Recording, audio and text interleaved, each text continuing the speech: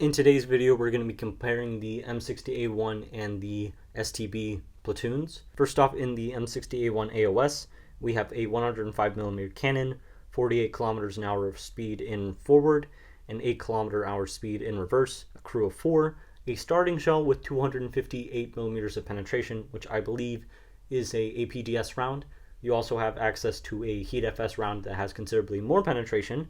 You have a 6.7 second reload speed, and decent armor protection for what it is, though at rank 8, since everyone else is already using APFSDS, it's not really going to hold up on its own that well. The STB-1 in comparison also has a 105mm cannon, a slightly better forward speed at 53 kilometers an hour, a slightly worse reverse speed at 7 kilometers an hour, the same amount of crew, a 6.7 second reload with a starting round that has 350mm of penetration, and a 34 degrees per second turn speed, which is decent enough for an MBT. Overall, this will have slightly more survivability because you are able to get to important places on the map ever so slightly faster, and it's going to be slightly more enjoyable because your starting round does have more penetration. The second vehicle in the M60A1 platoon is the M60A2. It has a 152mm gun, the same speed, the same crew count. However, the starting shell, which is a heat round, has 380mm of penetration. The secondary round that you can choose after leveling up a bit is an anti-tank guided missile that has considerably more penetration. However, you have to guide it to the target, and it's about a medium speed anti-tank guided missile for War Thunder Mobile, so you have to be looking at the target the whole time, and it's kind of difficult to do that when they're firing back at you with very high velocity APFSDS rounds. You also have a 12-second reload, which is a bit difficult to manage, but your turn speed is 57 degrees per second, so that's alright. The Type 74C has a 105mm cannon, the same speed stats as the STB-1, has a starting shell with 350mm of penetration, a reload of 6.7 seconds, and a turn speed of 34 degrees per second. Overall, it's pretty similar to the STB-1. They're not too much more different from each other. So if you know how to play the STB-1, it should be fairly easy to just move on to the Type 74. Overall, I think this vehicle in itself is pretty nice, but I wouldn't necessarily say it's great. The third vehicle in the M60A1 platoon is the M3 Bradley that has a 25mm main gun. The Bradley has a speed of 66 kilometers an hour forward and 14 kilometers an hour in reverse. And it also has anti-tank guided missiles, which are standard ones. They are not tandem and they are not TOW-2B missiles as far as I'm aware. So they have to be guided directly to the target to destroy the target. And you do have an 86 degree per second turn rate, but the vehicle itself has virtually no armor whatsoever. This is used more as a support role than a frontline fighter.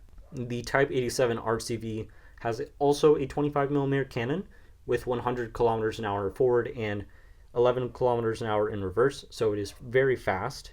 However, its penetration is somewhat lacking in comparison with the Bradley, but the reload time is faster on the cannon. The turret rotation speed is 86 degrees per second, so it's the same as the Bradley, and again, it has little to no armor. Overall, I would not recommend using either of these against MBTs unless it's the Bradley because it has the ATGMs. The M247 has two 40mm cannons, the same speed as the M60, a crew of just 3, and a reload of 0.2 seconds. Also has a turret rotation speed of 129 degrees per second. It's a pretty good anti-air that can be used quite well, and with certain rounds it can also take out very light targets. The Japanese have essentially a different variant of the Gepard. It has two 35mm cannons, both with the 0.1 second reload speed and the initial penetration of 37mm of armor. It has the same speed as the STB, as I believe it's on the same chassis as the STB, and a turret rotation speed of 80 degrees per second. Now, to compare the two, for a starting vehicle, the STB-1 platoon does have a better starting vehicle, as it has more mobility and it does have a better choice in starting rounds. However, for a secondary vehicle, I feel like the M60A2 is a little bit more versatile, and if you are being careful with where you're going out, the M60A2 does have a very good anti-tank guided missile, which will easily allow you to get kills. I would also say the Bradley is better than the RCV, as it has two anti-tank guided missiles, and they do reload, so you're not only going to be firing 2 and then you're out, and that's going to allow you to have more options when you start coming up against enemies. You can use your main cannon to knock out their cannon and tracks, and then you can use your ATGMs to knock out the vehicle. I still feel like the STB platoon wins in anti-air, as the Type 87 is a pretty solid anti-air, and I'd honestly say it's better than the M247, but that's kind of a bit close because there are some aspects of the M247, like the faster turret turn speed, that is going to be more helpful in some situations.